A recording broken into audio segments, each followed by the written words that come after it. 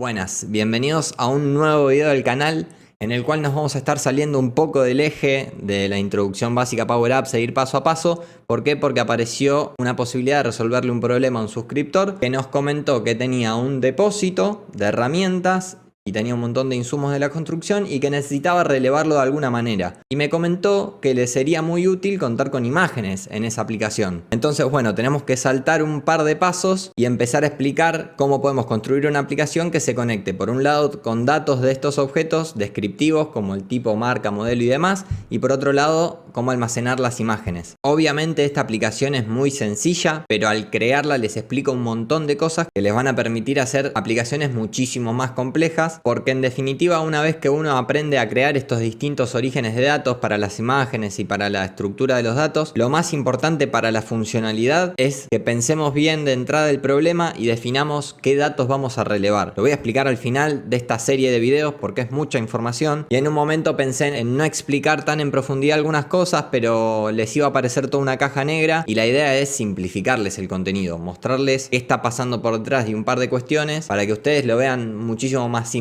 Así que bueno, tomé la decisión de dividirlo en dos videos y en este primer video vamos a llegar a la parte de crear una base de datos online en Azure para almacenar todos los datos descriptivos de estos objetos, y en el segundo vamos a ver todo ese tema de las imágenes, de cómo interactuar con imágenes con la aplicación. Les muestro un poco de qué se trata la aplicación. Acá vemos la imagen del objeto, la fecha en que fue creado, el usuario que lo creó, el tipo de objeto, la marca y el modelo y unas aclaraciones respecto del objeto. Desde acá se puede venir a crear un objeto, seleccionamos el tipo, por ejemplo, tecla de luz, tiene marca, no la conozco, modelo simple, aclaraciones, está en perfecto estado.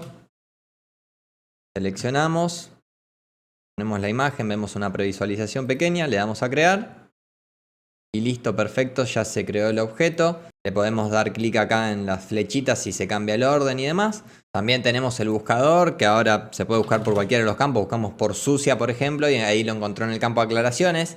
Ahora no parece tan útil, pero imaginen pasar de no tener ni idea de qué tiene en el depósito a tener un listado de 700 objetos que pueden llegar a ver adentro del depósito y poner una palabra cualquiera y que cualquier cosa que hayamos puesto, tipo, marca, modelo, aclaraciones, te lo encuentre instantáneamente, o cuáles son todos los que coinciden. O sea, pasás de no conocer lo que hay adentro del depósito a conocer absolutamente todo y poder consultarlo de tu casa. No es que después el suscriptor se va a tener que poner a pensar, ¿había un objeto? ¿Había quedado alguno de estos? No, pone buscar y automáticamente le va a aparecer. Y obviamente yo les digo que esta es muy sencilla y muy mejorable porque, por ejemplo, faltaría relevar un dato de qué cantidad hay de cada objeto. Pero bueno, les repito, es solo una introducción básica para que aprendan a usar las herramientas. Y después ya veremos más adelante cómo estructurar bases de datos y demás para que la aplicación sea lo más potente posible. Bueno, ahora sí empecemos a ver cómo se crea esta aplicación.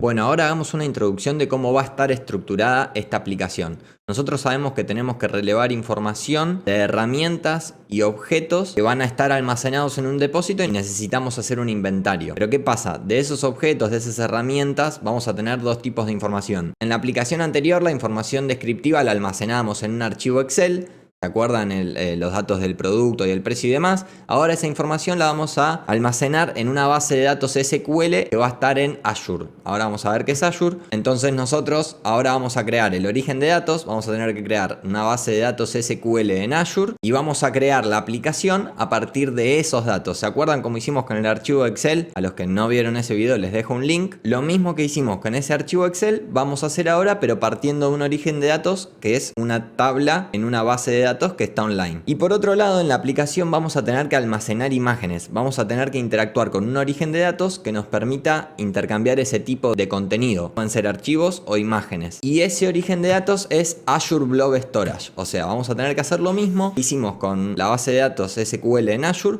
Bueno, ahora tenemos que crear otro origen de datos en Azure, que es la nube de Microsoft. Ahora vamos a ver qué es. Tenemos que crear ese origen de datos con el cual nuestra aplicación va a intercambiar las imágenes y podrían ser archivos también, pero en esta aplicación principalmente vamos a ver imágenes. Entonces nosotros vamos a tener, por un lado, la aplicación que va a poder ser accedida desde la compu, desde la tablet o desde el celular, y va a intercambiar la información descriptiva de las herramientas y los objetos con una base de datos SQL en Azure y la información relativa a sus imágenes con Azure Blob Storage. Pero ¿qué es eso de crear una base de datos online y crear esto de Azure Blob Storage? Obviamente es una cuenta de almacenamiento por storage de nota. Bueno, básicamente Azure, lo que se llaman Microsoft Azure, son los servidores de Microsoft. Microsoft tiene un montón de servidores distribuidos por todo el mundo, y entiendan por servidor a máquinas, a potencia de máquinas que tiene Microsoft por todo el mundo, que están conectadas a internet. ¿Y qué pasa? ¿Qué es lo que contratamos nosotros? Azure es eso. Microsoft nos dice, che, yo tengo todas estas máquinas que cumplen con todas las condiciones de resguardo y mantenimiento necesarias como para brindarte el servicio de servidor. Yo te puedo servir los archivos que vos necesites almacenar acá, te los puedo dejar provistos, ya sea el código para que una aplicación funcione, ya sea archivos o imágenes, como en el caso de Azure Blob Storage. Entonces, en definitiva, Microsoft lo que dice, che, yo tengo toda esta potencia de almacenamiento,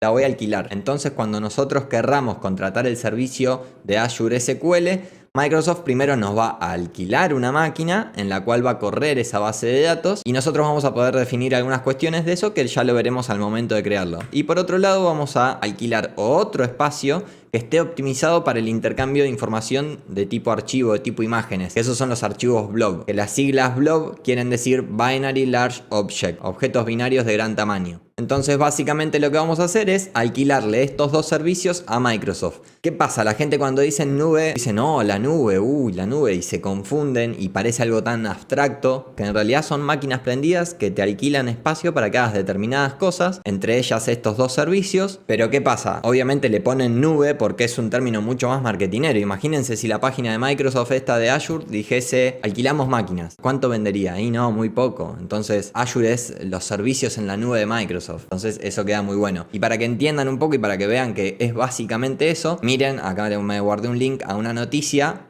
que habla de cómo Microsoft le ganó una licitación a Amazon, porque hay 3 proveedores principales de servicios en la nube. Los más grandes son Microsoft, Google y Amazon. Google a través de Google Cloud Platform y Amazon a través de Amazon Web Services. Azure, Amazon Web Services y Google Cloud Platform son lo mismo. Son servicios en la nube que ofrecen estos 3 monstruos. Y miren, acá Microsoft arrebata a Amazon un contrato de 10 millones con el Pentágono. Acá dice, el Pentágono otorgó un contrato de 10 mil millones de dólares a Microsoft para almacenamiento de datos en la nube. Una adjudicación sorprendente, ya que el principal, bueno, no importa, pero la nube es esto, es el alquiler de espacio para lo que quieras hacer. Intercambiar información, también para cómputo, te venden un montón de servicios, entre ellos es el almacenamiento de datos descriptivos o de datos como imágenes o archivos, o bueno, es infinito. Pero bueno, ahora sí, vayamos a la página de Azure, así contratamos este primer servicio de la base de datos en la nube. Bueno, acá estamos en la página principal de Azure, en donde podemos iniciar sesión con nuestra cuenta de Microsoft para la empresa.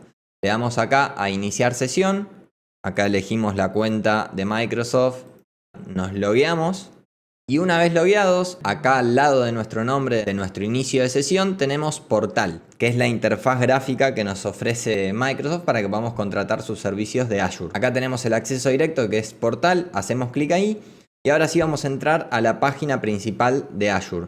Todavía no tenemos ningún servicio contratado, yo ya estuve haciendo pruebas y eso, pero borré todo. Y lo primero que tenemos que entender de Azure es que todo lo que creemos en Azure es un recurso, se lo considera un recurso. Y estos recursos a su vez tienen que estar agrupados o tienen que pertenecer a un grupo de recursos, porque a través del grupo de recursos es como Microsoft factura. Vos podés contratar 5 servicios con un grupo y 5 servicios con otro y te factura por grupos. Nada, eso es una cuestión administrativa para que puedan entenderlo, porque después te empieza a pedir datos y la idea es que puedan entenderlo mejor. Bueno, ahora para contratar el primer servicio, que es la base de datos SQL Online, podemos o venir acá para crear un nuevo recurso y nos va a llevar a un buscador, o acá tenemos un atajo que dice SQL Database. Si nos quedamos quietos nos dice SQL Database, crear, se van desplegando cosas, está buenísima la interfaz.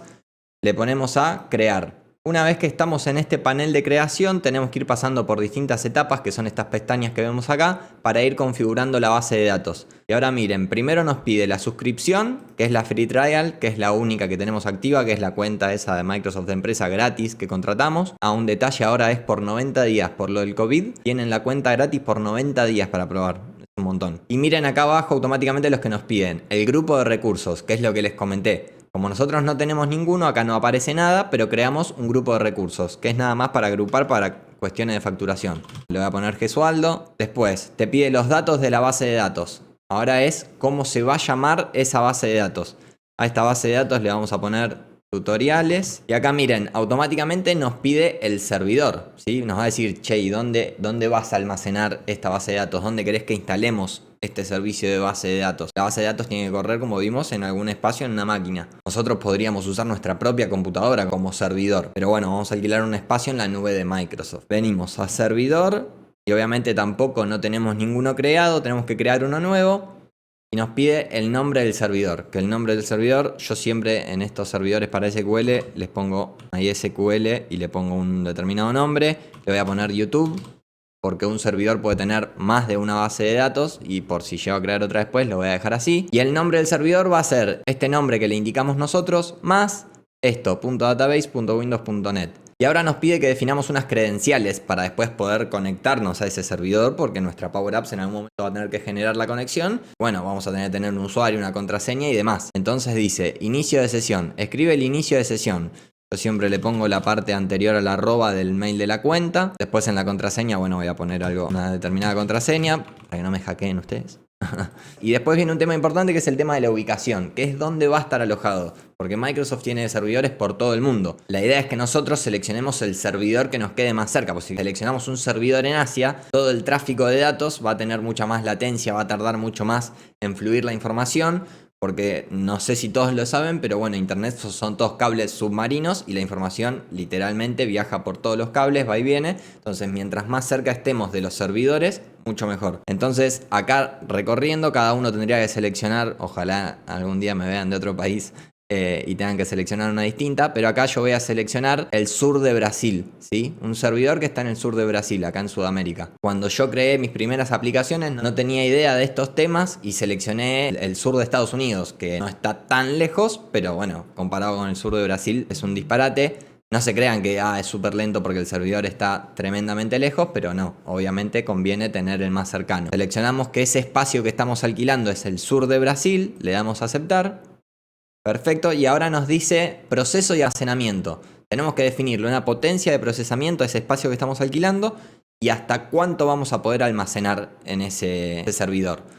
Por defecto Microsoft nos pone una potencia de 10 DTU y un tamaño máximo de datos de 250 GB. Los DTU son una medida resumida de la capacidad de procesamiento de la máquina, de memoria RAM, de procesador y demás. Bueno, lo resumen en una única medida para que sea más fácil de entender y es 10 DTU. Pero miren, esto nos saldría 1.114 pesos con 99 por mes, que eso equivale a $8. Si nosotros bajamos al mínimo el espacio de almacenamiento, el costo sigue siendo el mismo, pero miren qué pasa si subimos los DTU.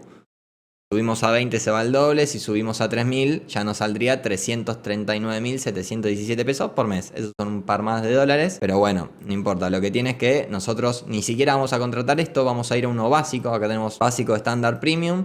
Y vamos a ir al básico, que nos da 5 DTU y 2 GB de almacenamiento. No necesitamos más. Para hacer las pruebas solo necesitamos esto y nos saldría 371 pesos por mes. Para pruebas eso no es nada, es un regalo. Ustedes lo que tienen que entender es, nosotros podemos, la opción es o alquilar esto o comprar una máquina, mantenerla, instalarle todo lo necesario, entender de servidores y configurar para que todo funcione y que quede sirviendo nuestro contenido de internet, o podemos hacer un par de clics y que automáticamente esto sirva como un origen de datos. Porque nosotros ahora, cuando ya creemos esto, ahora le damos a aplicar, seleccionamos ese tamaño. Cuando ya creemos esto, nosotros ya vamos a tener una base de datos online en la cual podemos crear una tabla y empezar a conectarnos desde Power Apps. O sea, yo para comprar una máquina ahora, no sé, me tendría que meter en Mercado Libre, empezar a buscar, comprarla, que después me la traigan, llega, instalarle cosas, configurarla, conectarla a internet, que quede disponible todo el tiempo, después cuidar que no se rompa, que no me la roben, que... Una locura, un montón de cosas que hay que saber y riesgos que hay que correr. Y automáticamente Microsoft te dice, no, yo ya tengo la máquina, vos alquilámela, me pagás 370 pesos, $3 por mes y listo, ya podés tener tu base de datos online y resguardada por nosotros. O sea, imagínense, el Pentágono contrata a Microsoft, ¿por qué no lo contrataríamos nosotros? Parece que vendo para Microsoft, ¿no? Pero Parece tan genial la solución que por eso lo digo así. Bueno, sigamos. Esto de las redes es para ver qué acceso va a tener desde el exterior cualquier persona a este servidor. Ponemos sin acceso o de un punto de acceso público o un punto de acceso privado. Le damos sin acceso. Configuración adicional. De esto no se preocupen, no tienen que configurar nada. Son cuestiones de la base de datos. Esto es si queremos ponerle una etiqueta para después buscar entre nuestros recursos de Azure para encontrarlo más fácil. No importa. Acá es revisar y crear y vemos el detalle. Tenemos la suscripción Free Trial. El grupo de recursos, Gesualdo. La región, en el sur de Brasil está el servidor. El nombre de la base de datos se llama tutoriales. El servidor se llama MySQL YouTube y el proceso de almacenamiento es básico y tenía 5 DTUs y 2 GB de almacenamiento. Y ahora le damos a crear. Ahora Azure va a empezar a crearnos ese recurso dentro del grupo de recursos Gesualdo y una vez que esté creado vamos a acceder al mismo. Acá vemos como dice la implementación está en curso, perfecto. Acá en la campanita también siempre pueden ver cómo van las tareas y dice implementación en curso. Se está realizando la implementación en el grupo de recursos Gesualdo. Perfecto, ahora cuando termine seguimos. Bueno, perfecto. Después de unos minutos terminó, creo que fueron 3 o 4 minutos. Y miren, les voy a mostrar los pasos que hizo. Acá nos da un detalle de la implementación y tenemos MySQL YouTube, que es el servidor. Acá nos dice el recurso que creó, nos dice el estado creado y vemos detalles de la operación. Nos dice, lo creó en 1 minuto 42 segundos, los creó 17:20:59 del día de hoy. ¿Y qué es lo primero que tuvo que hacer Azure? Tuvo que crear el servidor, ¿sí? Nos tuvo que separar un espacio en su nube, en sus servidores, en su máquina, con la capacidad que nosotros le definimos, para después dentro de ese servidor instalar la base de datos y conectar todo. Automáticamente nosotros en vez de comprar algo ya tenemos un espacio disponible para nosotros y automáticamente después ¿qué hizo? Le dio el ok a la creación de este servidor y después el siguiente paso lo que hizo fue crear esta base de datos, tutoriales. Y como ven acá es servers y dentro de servers databases. Estado creado y vemos a detalle de la operación y vemos cómo fue creado en 52 segundos y la fecha en la que terminó. Microsoft te da un montón de información y está buenísimo, la verdad. Al principio cuesta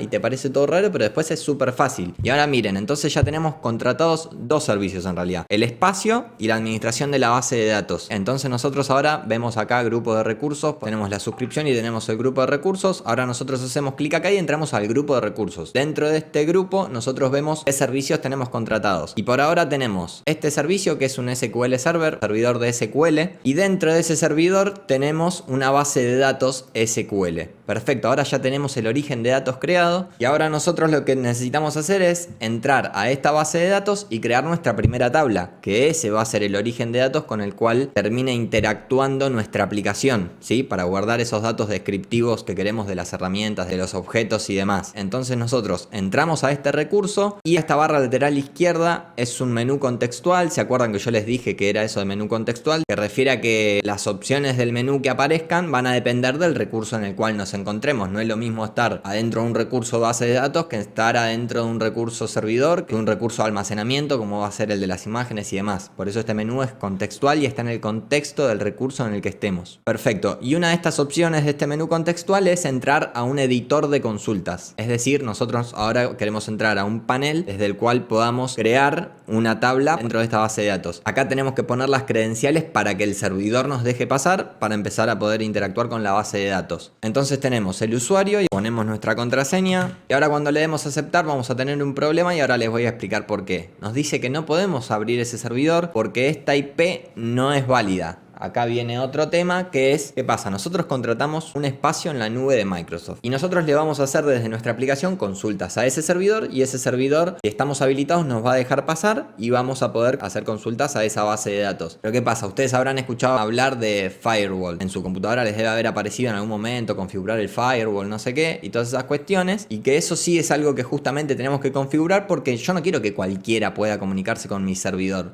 donde está almacenada mi base de datos. Yo quiero definir desde qué lugares la gente se va a poder conectar. Por eso tenemos que agregar esta IP, que esta IP lo que está diciendo es cuál es mi ruta. Es esta computadora la que estoy usando en este momento. En realidad no es esta computadora, sino esta red. Yo estoy conectado a Wi-Fi y ahí estoy conectado a Internet. A mí Internet me lo provee una determinada empresa. Esa empresa está conectada a otro proveedor de Internet más grande y desde ese proveedor es que salen los cables submarinos, ¿se entiende? Pero en definitiva yo estoy conectado a una red y esta es mi dirección dentro de la red global de Internet. Entonces yo necesito decirle a ese servidor che, cuando venga alguna petición de esta IP, que es la de mi casa, que es donde estoy yo, déjala pasar. Déjame pasar y déjame interactuar con la base de datos desde acá. Entonces ahora nosotros primero, antes de ingresar a la base de datos, vamos a tener que ir a nuestro recurso servidor. Venimos al inicio de Azure, acá arriba a la izquierda dice inicio, y acá tenemos los recursos recientes a los que ingresamos. El servidor no está porque no accedimos. Entonces venimos de nuevo al grupo de recursos y ahora sí queremos venir a este recurso, que es el recurso del servidor de SQL.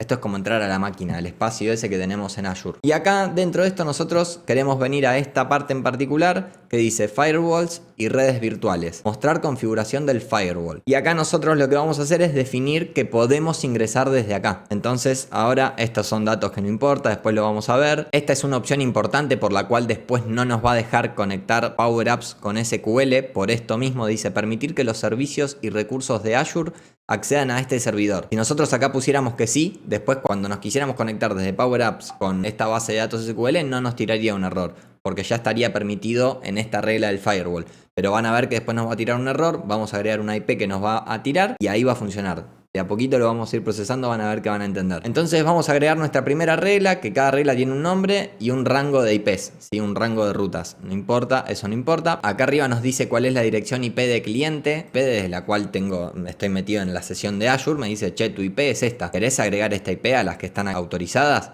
Y acá arriba vemos un atajo que nos dice agregar IP de cliente, de este cliente. Ponemos así. Y ya automáticamente nos agrega esta regla. Le pone un nombre raro. Yo lo que voy a hacer es ponerle un nombre que me sirva a mí. Le pongo mi casa, por ejemplo. Perfecto. Le doy a guardar. Y automáticamente acá, bueno, vemos cómo me la está creando y me pone listo. Se han actualizado las reglas de firewall. Y ya tengo esta regla que se llama mi casa, que permite que este rango de IP, que es una IP sola, se pueda conectar con mi base de datos. ¿Qué pasa? ¿Por qué le digo que le pongan nombre? Porque puede ser que en algún determinado caso ustedes necesiten conectarse a su base de datos desde un lugar específico. Entonces se meterían al portal de Azure, ponen una regla para que los dejes acceder desde esa red y después la van a querer borrar ustedes. Entonces si no las tienen bien nombradas, después no van a saber cómo borrarlas. A mí me pasó que una vez para mi cumpleaños me fui con mis amigos a Mendoza y necesité acceder desde la red Wi-Fi del hotel a mi base de datos. Y después cuando volví acá me di cuenta de eso y quise borrarla. Y ahí me di cuenta que todas las reglas de firewall que tenía configuradas no tenían ningún nombre. Entonces me era súper difícil identificar cuál era. Lo que hice fue borrar todas y empecé a agregar de nuevo desde donde me conectaba, lo agregaba. Pero bueno, ya que saben, pónganle un nombre para poder identificarlas mejor. Se han actualizado, me dice, le damos a aceptar. Perfecto. Y ahora sí, vayamos de nuevo. Vamos a ir al grupo de recursos. Vamos a entrar de nuevo a la base de datos. Venimos de nuevo al editor de consultas y ahora no debiéramos tener problema porque ya le dijimos que nos dejara pasar porque le dimos nuestra IP. Entonces ahora ponemos la contraseña, perfecto, le damos a aceptar, tendría que funcionar. Le damos a aceptar y ahora sí nos deja acceder a la base de datos. Bueno, y ahora lo que nos falta a nosotros es crear la tabla de estos objetos, de herramientas y demás. Pero ¿qué pasa? Acá desde la nube de Azure no tenemos una interfaz gráfica, o sea, sí es una interfaz gráfica, pero no es tan amigable como cuando creamos una tabla en Excel, que nada, empezamos a escribir, ponemos insertar tabla y demás.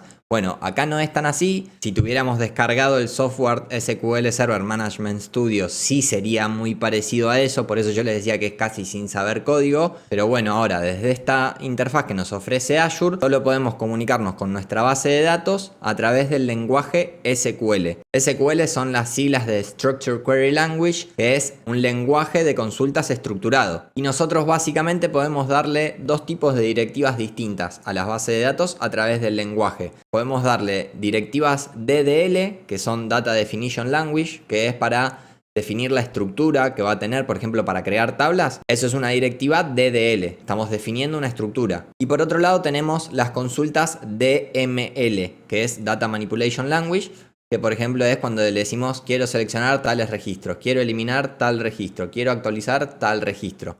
Ahora nosotros obviamente para crear la tabla vamos a usar una directiva DDL. Ahora vamos a crearla y miren qué sencillo es. La verdad que SQL es súper sencillo. O sea, cuando uno lee SQL le parece que está leyendo inglés. O sea, está en inglés, pero lo que tiene de bueno es que al leer lo que estás viendo ya entendés lo que está pasando detrás. Ahora cuando vean me van a entender. Por ejemplo, para crear una tabla, ¿cómo creen que se llaman los comandos de DDL? Es create table. Perfecto, acá ya empezamos la instrucción. Le empezamos a decir que hay que crear una tabla. Seguido de eso, hay que ponerle el nombre de la tabla. Siempre a todas las tablas yo las arranco con TBL para poder reconocerlas después en la estructura de objetos que hay dentro de una base de datos. Las tablas todas le pongo TBL, después vamos a ver bien por qué, pero es por cuestiones de buenas prácticas. TBL y le vamos a poner objetos porque todo lo que voy a almacenar dentro de esta tabla va a ser objetos. Después abrimos y cerramos paréntesis y listo. Acá dentro de estos paréntesis vamos a definir las columnas que tiene que tener esta tabla y se van a asustar nada más con la primera columna que vamos a crear, que es una columna que necesita power-ups para poder interactuar con esta base de datos. Si no tuviera esta columna no puede interactuar, que es la columna ID. Este es el nombre de la columna, podrían ponerle cualquier nombre, pero les recomiendo que le pongan ID. Y básicamente ustedes la tienen que pensar. ¿Vieron la aplicación que hicimos con origen de datos de Excel? Que PowerApps le agregaba una columna que tenía un indicador raro. Bueno, esto es porque la aplicación necesita identificar unívocamente a cada uno de los registros de la tabla. Esta columna ID se llama Primary Key y nosotros tenemos que ponerle esa restricción, constraint, se llama en SQL, Primary Key. Con eso le estamos diciendo que esta columna va a ser la Primary Key de la tabla. Perfecto, ahí ya indicamos que esta columna va a cumplir ese rol. Ahora tenemos que decirle qué valores va a tener adentro, porque nosotros no vamos a estar definiendo constantemente estos valores, sino que agarramos y le definimos que esta columna va a ser identity, entre paréntesis, 11. Bueno, ¿qué es esto? Identity 11 lo que le está diciendo a esta columna que va a ser de Primary Key es que va a arrancar en 1, este primer número quiere decir que el primer registro que creemos va a tener el número 1 en esta columna y que va a ir incrementando de 1 en 1 cada vez que vayamos creando nuevos registros. El primer registro que creemos va a tener una ID de 1, el segundo una ID de 2, el tercero una ID de 3, el cuarto una ID de 4 y así sucesivamente. Y lo que tiene esta columna de datos es que no podemos cambiar los valores de adentro. Por eso necesita PowerApps que tengamos una columna de este tipo para que una vez que lo identificó después uno no vaya y le cambie ese número a esta columna. Así mantiene la integridad de los datos, que es uno de los requisitos básicos de una base de datos. Y acá igual todavía vemos que nos aparece una liñita medio amarilla acá debajo del ID, que es porque me está diciendo que acá todavía no indiqué qué tipo de datos iba a tener esta columna. Pues está bien, va a ser una primary key con identity 11, pero no le estoy diciendo qué tipo de datos va a tener que tener. Y ese tipo de datos va a ser int. Porque ¿qué pasa? Para cada columna de la base de datos nosotros le vamos a tener que indicar qué tipos de datos va a almacenar esa columna en particular. Esta columna ya sabemos que va a tener 1, 2, 3, 4, 5, 6, 7. Entonces va a almacenar datos de tipo entero. Y por eso mismo nosotros acá le ponemos int como tipo de datos. Eso viene de integer en inglés, que es entero. Entonces, haciendo un resumen, ¿qué definimos de esta columna? La denominación de la columna, el tipo de datos que va a almacenar. Le pusimos una restricción de que tiene que ser primary key, que es la llave primaria de esta columna. Después vamos a ver, eso es también además por una cuestión de relaciones entre tablas, pero repito, después vamos a hacer un video explicando base de datos. Pero bueno, ahora para usarlo como origen de datos mínimo tenemos que ver esto. Y después acá le estamos diciendo que va a arrancar en 1 y que va a ir subiendo de 1 en 1 a medida que se crean registros. Perfecto, ahora ponemos una coma y empezamos a definir la segunda columna. Recuerden que acá vamos a almacenar información de objetos, de herramientas y demás. Entonces lo que queremos saber es el tipo, la marca del objeto, el modelo. Vamos a poner una columna de aclaraciones. Imagínense que son productos que capaz que son muy viejos, necesitan alguna aclaración. Vamos a poner el usuario que lo cargó y la fecha de creación. Pongo estos dos datos porque le pueden servir mucho a Ezequiel, que es el suscriptor que me pidió que hiciera esta aplicación, porque está muy bueno saber, porque pueden ser que manipulen 5 usuarios las aplicaciones y que respecto de cada uno quiera saber, bueno, quiénes estuvieron cargando qué productos y a qué hora, para ver cuánto se avanzó en el día, quién hizo qué y demás. Acá básicamente todas estas columnas van a tener el mismo tipo de datos. Por ejemplo, acá en el tipo de producto vamos a usar, en todos estos vamos a usar este tipo de datos, que es varchar. Varchar viene de variable character, que es justamente un tipo de datos de caracteres, pero con longitud variable. Después está el tipo de datos char, al que podés definirle cuántos caracteres querés exactamente almacenar ahí, pero acá como no sabemos cuánto va a tener de longitud, le ponemos variable char. Le ponemos variable char y le decimos que le tenemos que indicar como máximo cuánto se acepta, y en el tipo le vamos a poner, no sé, 40 caracteres, y lo mismo vamos a usar para marca y modelo. En aclaraciones no, en aclaraciones vamos a ponerle hasta 400 caracteres por si quieren explayarse un poco más. En el usuario carga vamos a poner de nuevo 40 caracteres y en la fecha de creación le vamos a poner que es de tipo date. Podríamos ponerle de tipo datetime para que guarde fecha y hora, pero bueno, sí, vamos a ponerle de tipo datetime para que también, bueno, pueda saber a qué hora del día, no solo qué día, sino a qué hora del día fue relevado ese objeto en particular. Así que bueno, perfecto, terminamos de escribir la directiva de DDL, de Data Definition Language. Le estamos a punto de decir a la base de datos que cree una tabla, que esa tabla se va a llamar objetos y que va a tener estas columnas. Todas estas van a ser de tipo de datos de caracteres variables, esta va a ser de tipo entero y además va a ser la primary key de la tabla y van a ser enteros empezando desde el 1 y van a ir aumentando de 1 en 1 a medida que se creen registros. Y esta columna va a ser de datos, fecha y hora. Perfecto. Ahora tenemos acá para darle a ejecutar y automáticamente le damos a ejecutar y nos dice consulta realizada correctamente. Affected rows 0, porque dice esta consulta que vos hiciste no afectó ninguna fila porque obviamente no hizo nada. Lo único que hizo es crear la tabla, crear la definición de la tabla. Entonces acá nosotros ahora vemos en tabla no tenemos nada, pero le damos a actualizar a este botoncito de acá. Y ahora automáticamente tenemos esta tabla, la tabla objetos, que acá ahora está vacía. Después la vamos a conectar con Power Apps y vamos a ir creando registros desde la Power Apps.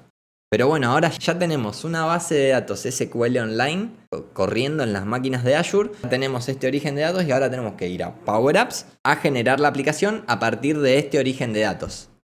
Y bueno, ahora ya estamos de nuevo en el panel de inicio de Power Apps y vamos a hacer lo mismo que hicimos con Excel. Ahora lo vamos a hacer con SQL Server. Ya creamos la tabla en SQL Server y ahora tenemos acá iniciar a partir de datos, SQL Server, perfecto, le damos clic. Y ahora nos va a llevar al panel de conexión para que generemos primero la conexión con SQL. Acá tenemos qué tipo de autenticación queremos hacer y le vamos a decir esto no. Le vamos a poner autenticación de SQL Server y nos va a pedir obviamente los datos de identificación del servidor. Y le ponemos conectar directamente con servicios en la nube o esto si quisiéramos, si fuese una base de datos local. No, esta es una base de datos en la nube. Perfecto. Lo primero que nos pide es el nombre del servidor. Acuérdense que no es solo esto. SQL de YouTube. Esto es lo que definimos nosotros. De todo el nombre del servidor, solo definimos esta parte nosotros. Y después siempre termina así. .database, .windows, .net. Perfecto. Ahí tenemos el nombre del servidor. El nombre de la base de datos será tutoriales. Nombre de usuario, mgsualdo. Y la contraseña, Perfecto. Crear. Y ahora nos va a tirar ese error que les comenté en su momento. Por la IP, porque nosotros no pusimos que todas las aplicaciones de Azure y todo lo que contratamos con Azure puedan acceder directamente. Entonces nos va a rebotar porque obviamente Power Apps está corriendo en alguna máquina desde alguna IP. La aplicación en sí me refiero. Entonces me va a decir, mirá, no se puede. Y entonces me dice, cannot open server tal. Dice, client with IP address tal, que es donde está alojado Power Apps, is not allowed to access the server.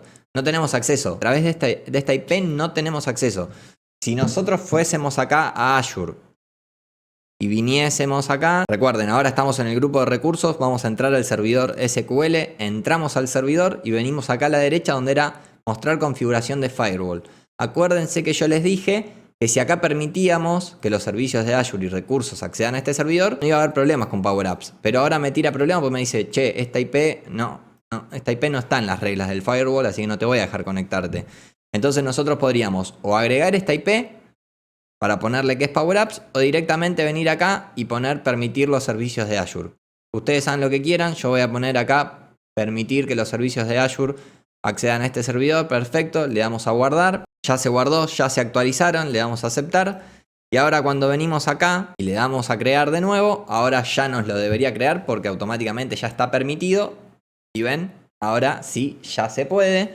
Perfecto, y ahora lo que vemos acá es que tenemos la tabla de objetos que creamos y después tenemos esta tabla que lo que almacena son las reglas de firewall que tiene el servidor. Están almacenadas también en la base de datos. Y bueno, y ahora le vamos a dar acá a la tabla de objetos, le vamos a dar a conectar. Perfecto, y ya nos va a crear esta aplicación básica que nos va a permitir tener esta mínima interfaz gráfica para hacer esas 4 operaciones de crear registros, eliminar registros, editar registros y actualizar registros desde Power Apps a SQL Server. Perfecto, ya nos creó esta interfaz. Lo que vamos a hacer es publicarla y la voy a acceder desde mi celular. Yo ya estoy logueado desde mi celular a esta cuenta de Microsoft. Lo que voy a hacer es venir directamente Voy a venir acá, le vamos a poner objetos, perfecto, le vamos a poner un icono que yo ya lo había buscado para no tardar tanto. Era una cosita de... Ay, no lo encuentro. Listo, perfecto.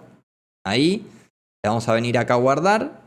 Y la vamos a guardar y a publicar para que ya esté accesible desde la aplicación de Power Apps en el móvil. Listo, ya está publicada. Y ahora yo voy a venir acá, voy a grabar la pantalla de mi teléfono para que puedan verlo, para después poderlo editar y subirlo acá. Ya estoy grabando la pantalla de mi celular y acá vemos que no aparece. Le doy a actualizar y ya aparece ahora esta aplicación que acabamos de crear.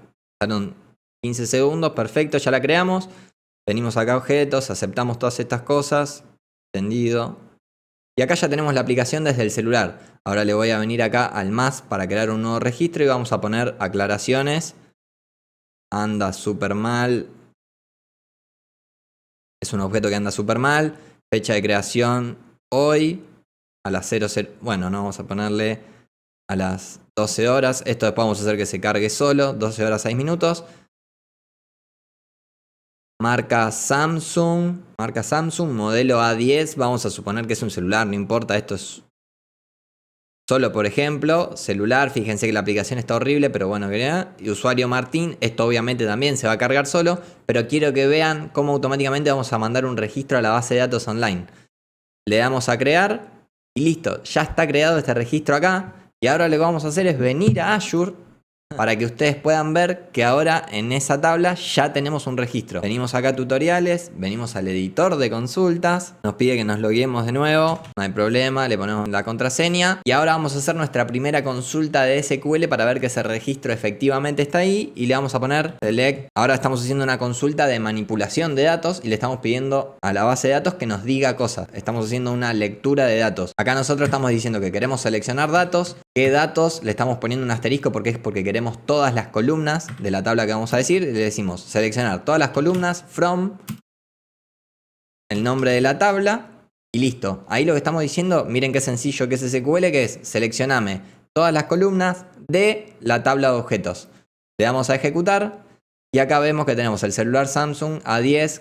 Las aclaraciones es que anda súper mal, lo cargó Martín en esta fecha y hora. Bueno.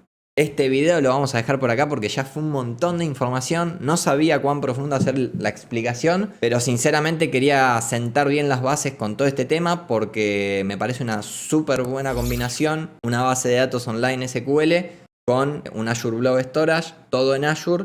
Eso sí me parece una combinación para empezar a pensar en montar una empresa. Toda la lógica de tu empresa tranquilamente podrías montarla con esta estructura. Obviamente no te recomendaba Excel, pero esto sí, y tarde o temprano lo iba a tener que explicar. Y bueno, prefiero dividir en un par de videos el contenido y no saltearme cosas y que para ustedes parezca toda una caja negra. Espero que no haya sido muy tedioso. En el próximo video vamos a editar un poco cómo se ve la aplicación y demás y vamos a agregar toda la parte de las imágenes. Pero bueno, espero que les haya gustado mucho el video. Si creen que le puede servir a alguien, no olviden de compartir, denle a la campanita, like, todas esas cuestiones. Y bueno, nada, nos vemos en el próximo video.